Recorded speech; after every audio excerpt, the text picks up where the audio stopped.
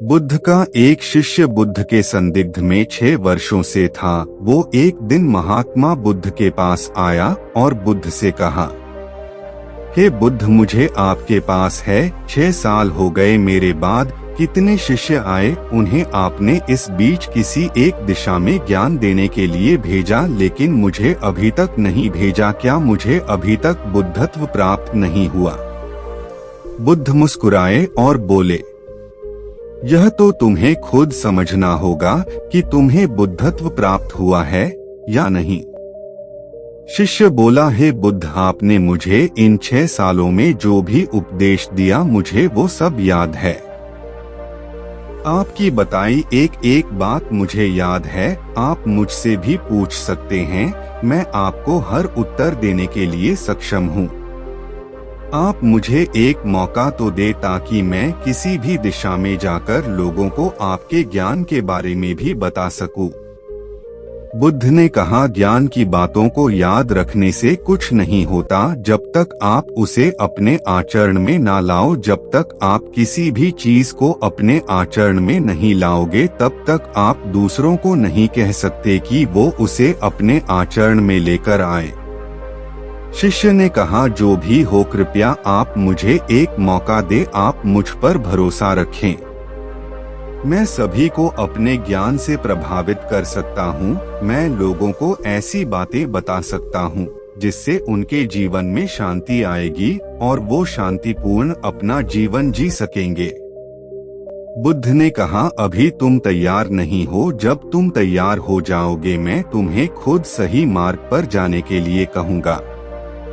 शिष्य ने कहा, क्यों बुद्ध, आपने मुझे इन 6 वर्षों में इतना भी ज्ञान नहीं दिया जिससे मैं लोगों को प्रभावित कर सकूं। बुद्ध ने कहा, ठीक है, तुम पूर्व दिशा की तरफ जाओ, वहां तुम्हें एक गांव मिलेगा, उससे तुम भिक्षा मांग कर लाओ और वहां के लोगों को अपने ज्ञान से मदद करना। कल सुबह तुम वहां अकेले जाना और शाम को आकर मुझे बताना तुमने कैसे वहां के लोगों की मदद की। वह शिष्य ये सब सुनकर बेहद खुश हो गया और बुद्ध का आशीर्वाद लेकर चला गया और वह रात भर ज्ञान समेटता रहा और मन ही मन सोच रहा था कि मैं कल ऐसे ज्ञान की छाप छोड़ूंगा कि वहां के लोगों के साथ बुद्ध भी मुझसे प्रभावित हो जाएंगे। सुबह उठकर वो महात्मा बुद्ध को प्रणाम करने गया। उन्हें प्रणाम कर वह पूर्व की तरफ निकल गया। शाम को जब वह वापस आया तो बुद्ध ने देखा कि उस शिष्य के माथे पर चोट लगी है और खून बह रहा है। बुद्ध ने उसे पट्टी की और पूछा, तुम्हें यह चोट कैसे लगी? शिष्य ने कहा कि बुद्ध, वहां के लोग बेहद दुष्ट हैं, उन्हें जरा भी बुद्धि नहीं है। मैं उस गांव में भिक्षा लेने गया पर किसी ने मुझे भिक्षा नहीं दी, सब मुझे गालियां दे रहे थे। एक व्यक्ति ने तो मुझे भी भिक्षा तो दी लेकिन नीचे फेंककर और कहा, इसे उठा लो। मैंने उन्हें काफी समझाया लेकिन वह मेरी बात सुनने को तैयार ही नहीं थे। उल्टा उन्होंने मेरे साथ हाथापाई की जिससे मुझे चोट लग गई। हे बुद्ध, आप मुझे दूसरी जगह भेजें जहां के लोगों में बुद्धि हो, इस तरह ना हो।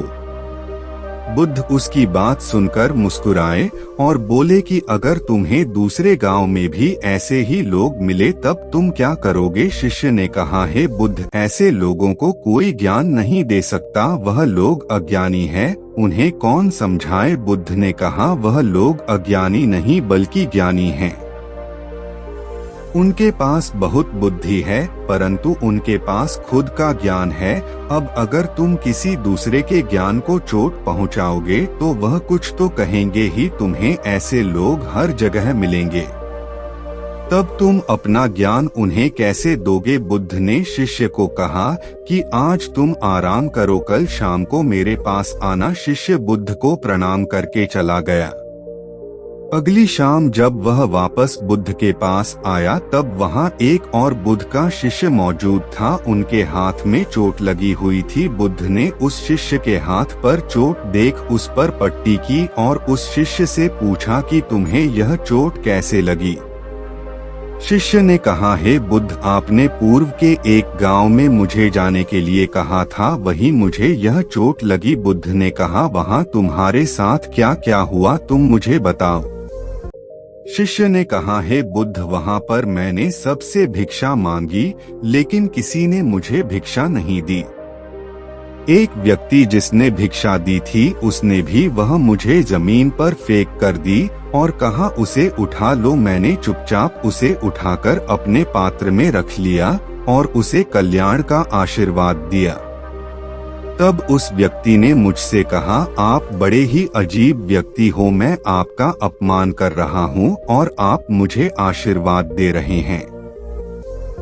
मैंने उनसे कहा कि आप धनी हैं, आपने मुझे दान दिया है, इसलिए मैं आपको आशीर्वाद दे रहा हूँ। फिर वहाँ से मैं आगे गया तो कुछ लोगों ने मुझे वहाँ से जाने के लिए कहा। उन्होंने मुझे कुछ अपशब्द कहे और मुझ पर कुछ पत्थर फेंके, जिससे मुझे चोट लग गई। जब मैं वापस आ रहा था तब मैंने एक माँ को रोते हुए देखा। वह अपने बीमार बच्चे को लेकर चिंतित थी। मैं तुरंत जंगल से जाकर उसके लिए जड़ी बूटी ले आया, लेकिन वहाँ के लोग मुझे जड़ी बूटी देने नहीं दे रहे थे। फिर मैंने उनसे विनती की कि वह मुझे उस बच्चे का इलाज करने दें। उसके बाद वो जैसा कहेंगे मैं ठीक वैसा ही करूँगा। फिर जिस व्यक्ति ने मुझे भिक्षा दी थी उसने गांव वालों को समझाया, तब उन्होंने मुझे उस बच्चे को जड़ी बूटी लगाने दी। उसके बाद वह बच्चा ठीक हो गया। फिर गांव वालों ने मुझसे अपने किए गए अभद्र व्यवहार के लिए क्षमा मांगी और मुझे धन्यवाद कहा। फिर मैं वहां से वापस आ गया। हे बुद्ध, आपसे एक विनती है। उस गांव के लोग बहुत भोले भाले और सीधे हैं।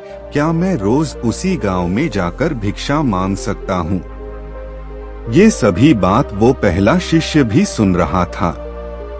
उसने यह सुनते ही बुद्ध के चरणों में गिरकर कहा कि हे बुद्ध, मैं समझ गया हूँ कि अभी मैं उस लायक नहीं हुआ कि दूसरों को ज्ञान दे सकूं। बुद्ध ने कहा, हमें बाहर वैसे ही लोग दिखाई देते हैं जैसे हम भीतर से होते हैं। जब तक हम स्वयं को नहीं बदलते तब तक हम किसी को भी नहीं बदल सकते। खुद में परिवर्तन करना बेहद जरूरी है। कोई भी बात बताने से पहले उसे आचरण में लाना बेहद जरूरी है, क्योंकि आचरण में लाई हुई चीज को बताना समझाना बहुत आसान होता है और उसे लोग बेहद आसानी से अच्छे से समझ पाते हैं। दोस्तों, हम सभी को ऐसा लगता है कि हमने जो कुछ भी सीखा है वह हमको दूसरों को सिखाना चाहिए, लेकिन हम जाने अनजाने में दूसरों को सिखाने के चक्कर में हम कभी कभी गलत साबित हो जाते हैं। तो इसलिए दोस्तों, अगर आप किसी को भी कोई भी सुझाव देने के लिए जाते हैं, आप कोई भी चीज सिखाने के लिए जाते हैं, तो सबसे पहले आप उस कार्य को संपूर्ण रूप से और सही ढंग से अच्छे से सीख जाएं। और आपको जब यह पक्का प्रूफ मिल जाए कि अब मैं इस कार्य को संपूर्ण रूप से सीख चुका हूं, अब मैं दूसरों को सिखा सकता हूं, तभी आप दूसरों को सिखाने के लिए जाएं। अन्यथा आपके साथ दुर्व्यवहार हो सकता है और आपको क्षति भी पहुंच सकती है। तो दोस्तों, कैसी लगी ये कहानी? अच्छी लगी तो दोस्तों को शेयर जरूर करना। धन्यवाद। नमो बुद्धाय।